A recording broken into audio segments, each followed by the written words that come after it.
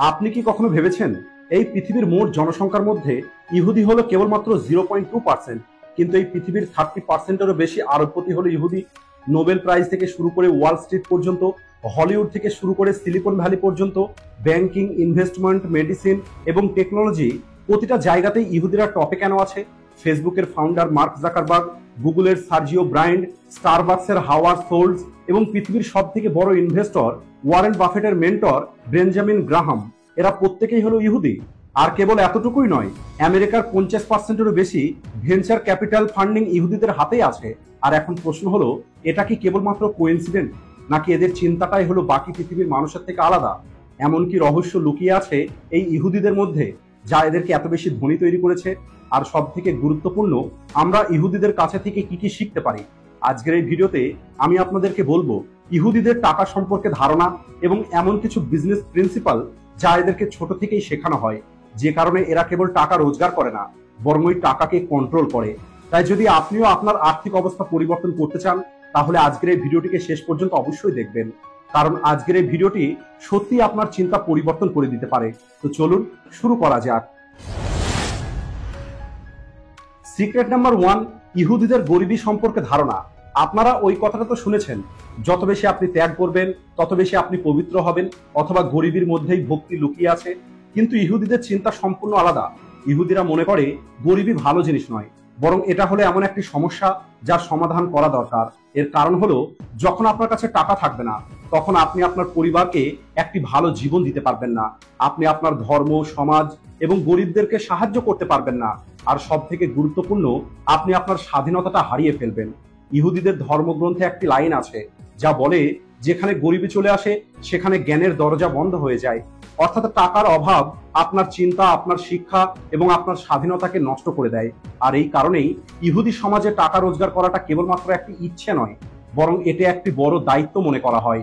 আমাদের দেশে গরিবীকে অনেক মানুষ আধ্যাত্মিকের সঙ্গে যুক্ত করে দেয়, কিন্তু একবার ভেবে দেখুন, আপনি কি গরিব হয়ে একটি স্কুল খুলতে পারবেন? কোনো একটি ধার্মিক প্রতিষ্ঠান চালাতে পারবেন? কোনো মানুষের উপকার করতে পারবেন? কখনোই না। তাই যদি আপনিও মানুষের সেবা করতে চান, তাহলে সবার আগে নিজেকে যোগ্য করে তুলুন। আর এই চিন্তাটাই ইহুদিরা ছোট থেকেই তাদের বাচ্চাদের মধ্যে প্রবেশ করায়। ইহুদিরা বলে, গরিবের মধ্যে কোনো পবিত্রতা নেই, কিন্তু যদি পবিত্র উপায়ে ধনী হওয়া যায়, এটাই হলো আসল পুণ্যের কাজ। আর এই চিন্তাটাই ইহুদিরকে ধনী তৈরি করে। আর এখন যদি আমরাও এই চিন্তাটাকে নিজের মধ্যে নিয়ে আসতে পারি, তাহলে আমরাও একটি ভালো মানুষ, ভালো সমাজ এবং মজবুত একটি দেশ তৈরি করতে পারবো। সিক্রেট নাম্বার 2, ইহুদিরা খুব ভালো করে জানে এই পৃথিবীর মার্কেটকে কিভাবে ওন করতে হবে। আজ থেকে 2000 বছর আগে রোমান সাম্রাজ্য ইহুদিদেরকে তাদের দেশ থেকে বাইরে বার করে দেয়, আর এদেরকে সারা পৃথিবীতে পাঠিয়ে দেওয়া হয়।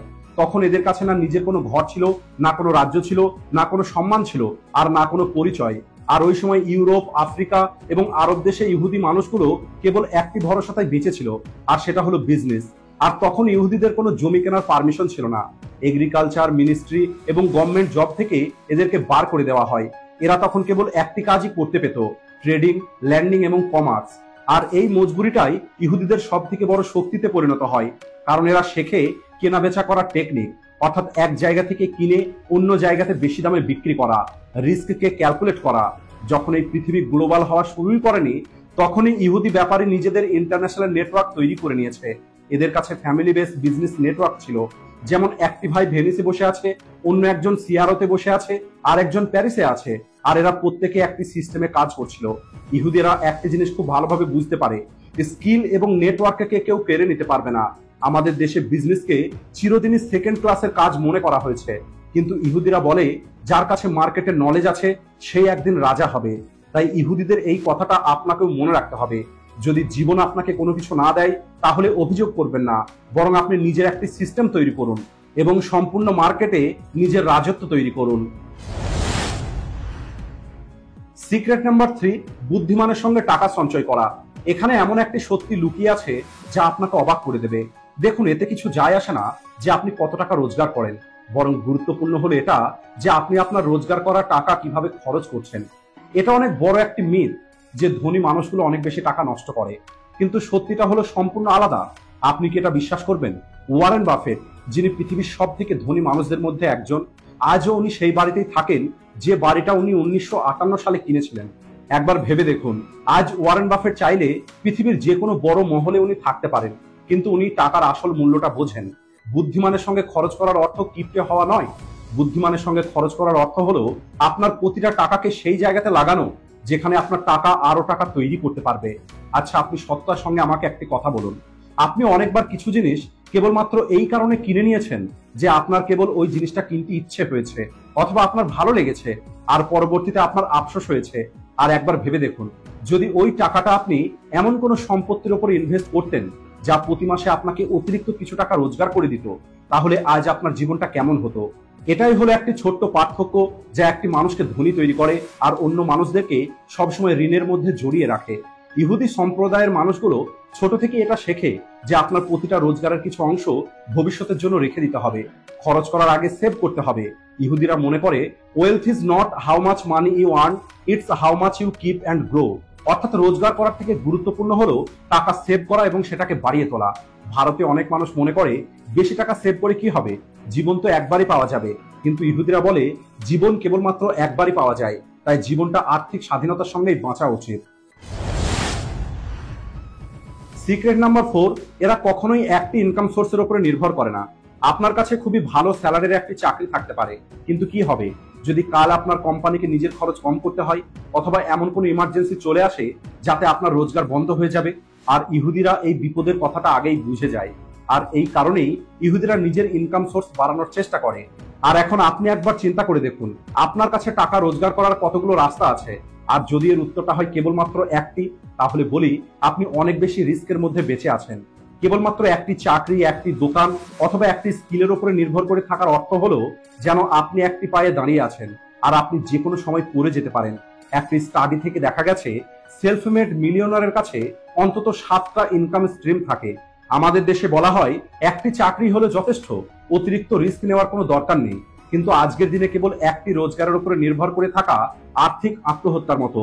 যদি আপনার চাকরি চলে যায়, যদি আপনার বিজনেস বন্ধ হয়ে যায়, যদি আপনার শারীরিক সমস্যা হয়ে যায়, তাহলে তখন কি আপনার কাছে কোনো প্ল্যান বি আছে? একটি ইনকাম স্ট্রিম দিয়ে আপনি কেবল সার্ভাইভ করতে পারবেন, কিন্তু ধনী হবার জন্য আপনাকে অনেকগুলো ইনকাম সোর্স তৈরি করতে হবে। আর ইহুদিরা এটাই করে থাকে, এরা কেবল একটি চাকরির উপরে নির্ভর করে থাকে না, বরং এরা আরো সোর্স তৈরি করার চেষ্টা করে। আর যদিও আপনিও এখন কেবলমাত্র একটি চাকরি করছেন, তাহলে আপনি আপনার ফ্রি টাইমে অনলাইনে কিছু কাজ করতে পারেন। আর এর সম্পর্কে আমাদের আগের ভিডিওটা আপনি দেখতে পারেন। সিক্রেট নাম্বার 5, টাকা সবসময় সম্পর্কের সাথে বয়ে চলে। আমি জানি এই কথাটা শুনে অনেকেই অবাক হয়েছে। দেখুন, এতে কিছু যায় আসে না যে আপনি কি জানেন, বরং গুরুত্বপূর্ণ হলো এটা যে আপনি কাদেরকে জানেন। আপনার একটি ভালো সম্পর্ক আপনার জন্য একটি নতুন অপরচুনিটি নিয়ে আসতে পারে। একবার ভেবে দেখুন, আপনার কাছে অনেক ভালো একটি স্কিল আছে, আপনি অনেক পরিশ্রম করতে পারেন, আপনি অনেক সৎ এবং আপনি অনেক ট্যালেন্টেড, কিন্তু তারপরেও আপনি বেশি টাকা রোজগার করতে পারছেন না। অন্যদিকে কিছু মানুষ আপনার থেকে অনেক কম ট্যালেন্টেড, কিন্তু তাদের কাছে টাকা, সুযোগ এবং রিসোর্সের অভাব নেই। এর কারণ হলো টাকা কেবল ট্যালেন্টের কারণে নয়, বরং টাকা সম্পর্কের সঙ্গে আসে। ইহুদিরা ছোট থেকেই তাদের সন্তানকে শেখায় your true network is your network.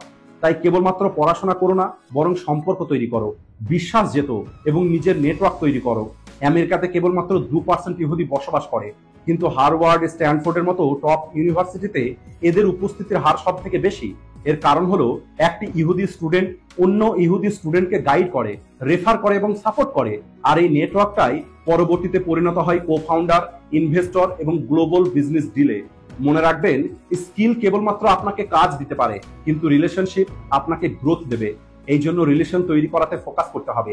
প্রতি সপ্তাহে আপনি একটি নতুন কানেকশন তৈরি করুন। সোশ্যাল মিডিয়াতে আপনি আপনার স্কিলকে দেখান। আর্নিং করার আগে ট্রাস্ট জিতুন। মনে রাখবেন, সম্পর্ক ভেঙে গেলে বিজনেসও ভেঙে যাবে। আর যদি এখনো পর্যন্ত আপনি এই ভিডিওটা দেখছেন, তাহলে এর অর্থ হলো আপনার সঙ্গে আমার সম্পর্ক হলো অনেক গভীর, আর আপনি এই সম্পর্কটাকে আরো গভীর তৈরি করতে পারেন এই ভিডিওটিকে লাইক ও শেয়ার করে। ধন্যবাদ।